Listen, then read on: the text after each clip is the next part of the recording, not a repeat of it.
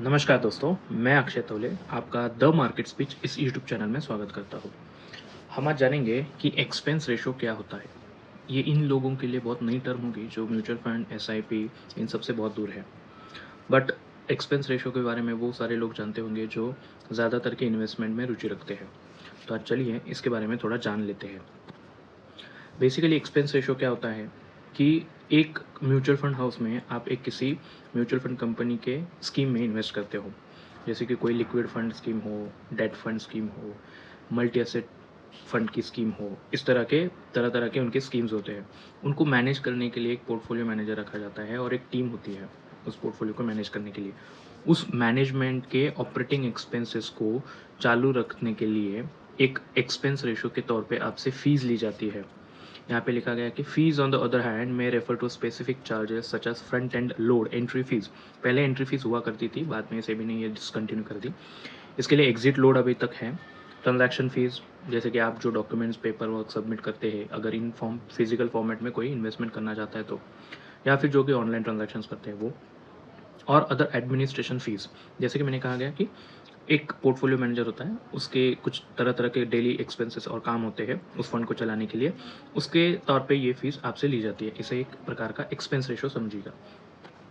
अब देखो, expense ratio को कैलकुलेट करने का बहुत सारे तरीके और फॉर्मूलेज आपको इंटरनेट पे मिल जाएंगे। हालांकि एक्सपेंस रेशो कैलकुलेट करने की किसी की ज़रूरत नहीं पड़ती है रोज़मर्रा की ज़िंदगी में, क्योंकि ये सारी एक्सपेंस रेशो के कैलकुलेशंस आपको जब स्कीम में इन्वेस्ट करते हो तब को रेडिली अवेलेबल मिल जाते हैं। और ज़्यादातर कि इसमें दिमाग खपाने की ज़रूरत भी नहीं होती है, क्योंकि ये एक्सपेंस रेशो आपके जो रिटर्न्स होते हैं उसमें एडजस्टेड रहते हैं। फिर भी अगर किसी को जानना है तो ये स्क्रीन पे फॉर्मूला दिखा गया है कि expense ratio ER is expense ratio total fund cost divide by total fund assets.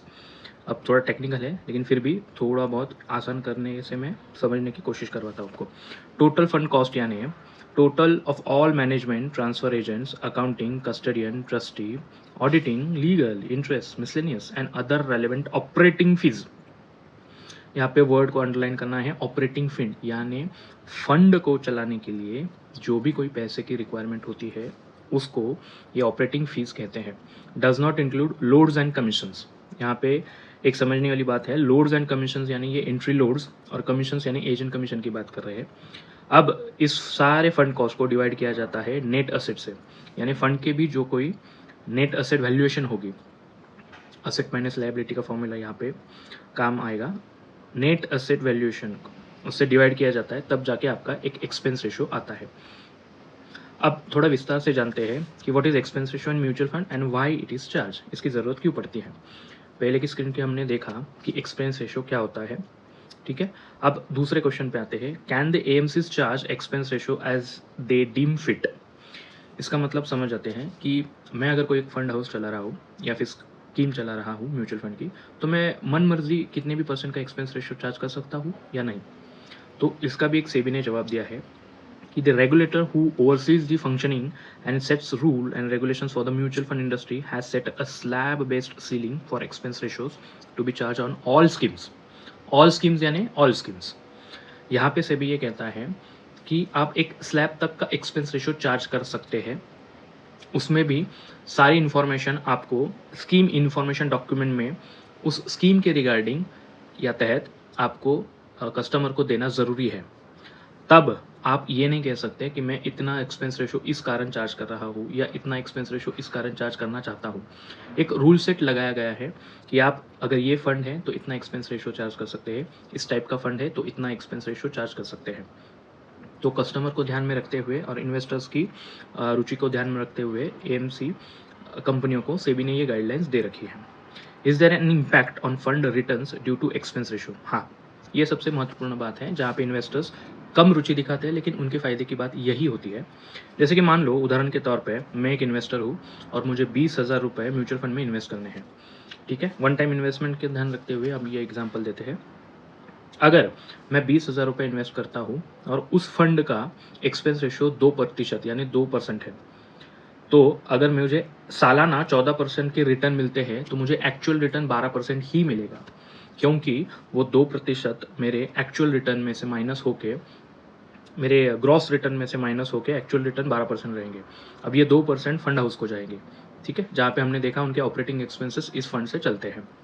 अब तो मुझे 20,000 रुपये के ऊपर 12% के रिटर्न मिले, हालांकि मुझे एक्चुअल में 14% के रिटर्न मिल सकते थे। बट इसमें देखा गया है कि अगर आपको आपके एक्चुअल रिटर्न्स को ज़्यादा रखना है तो आप अपना एक्सपेंस रेशो जितना कम हो सकता है उतना कम रखिएगा। इसका मतलब ये नहीं है कि सिर्फ और सिर्फ एक्सपेंस रेशो को देखते हुए कोई भी अनाप शनाप चीज़ या फिर स्कीम हाउस आप सिलेक्ट करो। इसके लिए आपको अपने फाइनेंशियल एडवाइज़र की और खुद की R&D की भी रिक्वायरमेंट होगी और ये करना चाहिए। अब हम जो बड़बड़ कर रहे थे इसमें एक बॉटम लाइन देखते हैं कि इसका सार्थक यानी है क्या, पॉइंट क्या है कि एक्सपेंस रेशो क्यों ध्यान में रखना है। देखो, expense ratio mutual fund, ETF इन सब में as an operating fee and management fee करके लगता है, हमने देख लिया। अब इस पे कितना ध्यान देना चाहिए। Passive manage fund and active manage fund, इस टॉपिक पे मैं अलग से वीडियो बनाऊंगा। अगर आप उसमें सुनने की रुचि रखते हो तो मुझे कमेंट बॉक्स में ये बताइएगा कि passive management fund and active management fund पे भी एक आप वीडियो बनाइए, मैं ज़रूर बनाऊंगा। होता क्या है कि एक्टिव मैनेज फंड को चलाने के लिए पोर्टफोलियो मैनेजर्स को अपना ज़्यादा नॉलेज देना पड़ता है, अपनी मेहनत करनी पड़ती है। जैसे कि कोई मल्टी कैप असेट फंड हो या फिर लार्ज कैप असेट फंड हो, जो कि इंडेक्स उनके बेंचमार्क को देखकर नहीं चलाया जाता। उनके अपने अपने तौर तरीके और उनके अपने अपने सिलेक्शंस होते हैं फंड को चलाने के लिए और रिटर्न जनरेट करने के लिए। तो उसे एक्टिव मैनेजमेंट फंड कहा जाता है। उसकी एक्सपेंस रेशो की फीस ज़्यादातर की ये देखी गई है कि पैसिव मैनेजमेंट फंड से ज़्यादा ही होती है, क्योंकि ज़्यादा काम करना पड़ता है। और पैसिव मैनेजमेंट फंड में क्या होता है ना कि सेंसेक्स, निफ्टी, बैंक निफ्टी या निफ्टी नेक्स्ट 50 इन तरीके के बेंचमार्क्स को सिर्फ मद्देनजर रखते हुए कॉपी पेस्ट, यानी उनमें जितने शेयर्स है उतने ही एक फंड में शेयर्स आएंगे। इसको पैसिव मैनेजमेंट फंड कहा जाता है। जैसे एग्जाम में हम कभी कोई कॉपी करते हैं, जो सामने वाले लिखेगा या आजू बाजू वाला लिखेगा वही हम आंसर करेंगे, अपना दिमाग ज़्यादा नहीं लगाएंगे। बिल्कुल उसी तरह पे कॉपी पेस्ट हो जाता है यहाँ पे। सामने वाले फंड में जितनी इन्वेस्टमेंट की गई है, एक शेयर में जितने वेटेज एवरेज है उतना ही इन्वेस्टमेंट हम अपने फंड में करेंगे। उसे एक active management, passive management fund के तौर पे देखा जाता है। उदाहरण के तौर पे हम ले सकते हैं HDFC Sensex mutual funds, ICICI Nifty 50 mutual fund, इस प्रकार। तो आज के वीडियो में बस हमने ये देखा कि एक्सपेंस रेशो क्या होता है, उसका कैलकुलेशन कैसे किया जाता है, और उस एक्सपेंस रेशो के कैलकुलेशन के तौर पे हमने एक छोटा सा एग्जांपल लिया कि अगर हम छोटी राशि धनराशि इन्वेस्ट करते हैं और एक्चुअल रिटर्न्स हमें किस प्रकार के जनरेट होते हैं एक्सपेंस रेशो को कंसिडर करते हुए। तो आज के वीडियो में बस इतना ही। आज का अगर वीडियो आपको अच्छा लगा और उसके बारे में अगर आप कोई कमेंट करना चाहते हैं तो यूट्यूब कमेंट सेक्शन के बॉक्स में ये वीडियो के बारे में ज़रूर लिखिएगा। तब तक के लिए जय हिंद, जय भारत, धन्यवाद।